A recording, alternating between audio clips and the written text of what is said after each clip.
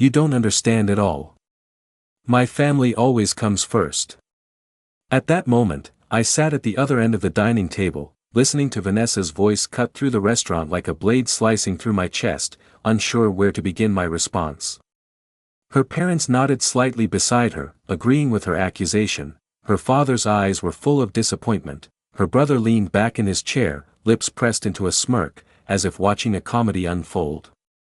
I became the joke, and her "family first" mantra erased my existence in an instant. From that day on, I understood what her so-called priorities truly meant: humiliation, compromise, and endless endurance. So I decided to let her witness, with her own eyes, the other side of that rule. Calm, meticulous, yet carrying an irresistible weight, I began to rearrange priorities, turning her logic into a reality she could not bear. I remember our brief argument a few mornings ago. "This Thanksgiving, I'd like my parents to join us once," I said as calmly as possible. "What? You mean, letting your parents break our 4-year tradition? That's impossible." Her voice carried impatience. "Just once. I promise afterwards it'll still be your family first. You just don't get what I mean." She swept away and left. I took a deep breath and didn't pursue it. But unexpectedly, she spent the entire day complaining in front of her parents, calling me selfish, claiming I didn't understand the importance of family. By dinner, I had become the problem for her entire family. 18 people crammed into our apartment, enjoying the meal, while my parents were alone at a dining table in another city. At that moment, I realized the cost of family first, not warmth, but humiliation. After dinner, Vanessa intercepted me in the kitchen, arms crossed, eyes icy.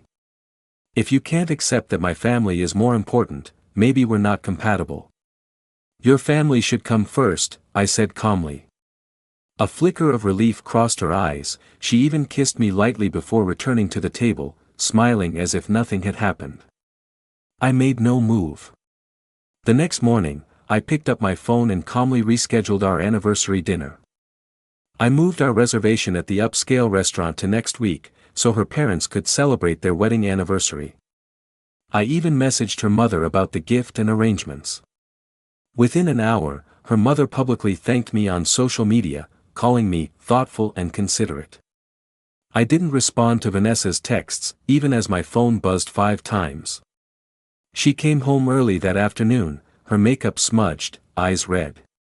It was our anniversary, and I calmly reminded her, "Your parents' anniversary is more important. You said so." She could only nod, speechless, and we ended up eating pizza quietly on the couch. 3 days later, her brother called, saying he had been evicted and needed a place to stay for 6 months.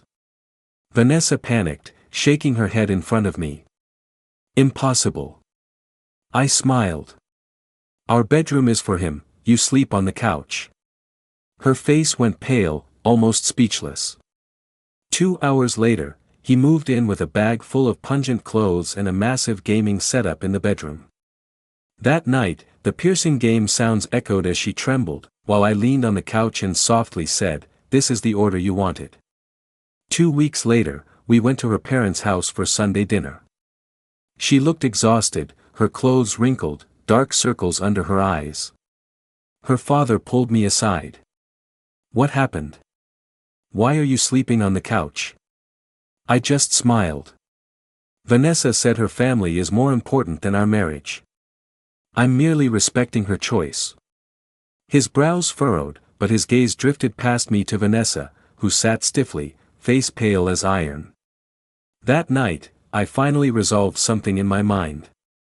I could no longer endure this constant humiliation and forced compromise. For 4 years, every holiday had prioritized her family's comfort and space, while the presence of my parents and me seemed negligible.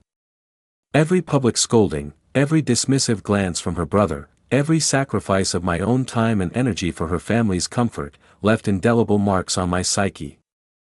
I remembered last year's Thanksgiving. My parents cooked a full meal at home to avoid bothering us and sent me photos. I had to force a smile while sitting in her living room.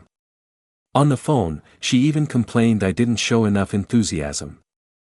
That sting of being belittled was sharp and unmistakable. I refused to endure it anymore. So, I began to orchestrate my revenge. First, I instinctively put her family at the center, letting her witness the absurdity of family first. I arranged her parents' anniversary to be grand and public. Social media likes and comments made it undeniable that I was obedient. Next, her brother moved into our bedroom, completely shattering her control over living space. Every scream, every chaos, she could do nothing but endure. Then I started exerting pressure in public spaces. At a Sunday dinner, I calmly announced, "This Thanksgiving, my parents will come. We'll clear the bedroom so everyone has space. Vanessa and I will sleep in the bathtub." Silence engulfed the table. Her mother clutched her wine glass, face pale, eyes wide with disbelief. Her father's hand trembled slightly around his knife, but he didn't argue. Vanessa almost leapt toward the bathroom, sobbing uncontrollably. I sat there, calmly watching her tremble. She tried to reason, "We are family, you can't do this." I repeated softly, "You said, family comes first." Her words choked in her throat, tears streaming down, voice broken, I'll put you first.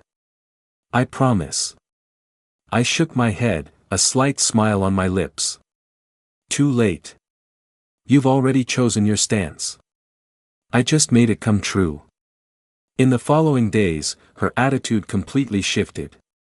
She could no longer provoke me. My calm and deliberate actions made her fully realize she could neither control me nor escape the consequences of her own logic. Her former arrogance and public humiliation of me had now entirely backfired. My parents came for a vacation, occupying the bedroom, while Vanessa and I reorganized space near the bathtub. Her face was haggard, eyes darting nervously. Each time she tried to make a request, I would calmly remind her, "You said, family first." Her lips trembled slightly, her clenched fists slowly relaxed. She finally understood, the rules of this game were set by her, and only she could experience their weight. Weeks later, her parents and friends visited again. Vanessa tried to maintain a smile, but her body language revealed powerlessness. Her mother whispered to me, You were right to make her see her mistake." I only nodded, eyes calm. Vanessa finally approached me, voice hoarse, "I'll change, can we go back to the beginning?"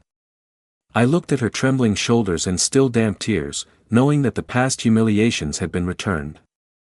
She had never imagined the consequences of following her own logic could be so heavy, and I had only used actions to let her feel the weight of reality. From then on, she no longer challenged me publicly, nor placed her family above our marriage. She learned to weigh priorities, and I received the respect I deserved. The woman who once humiliated me at the dining table now suggested plans at home with cautious glances, her eyes carrying a trace of fear. I did not need to loudly declare victory. My calm actions and practical arrangements had already made her thoroughly understand, any priority built on belittling others will inevitably rebound upon itself.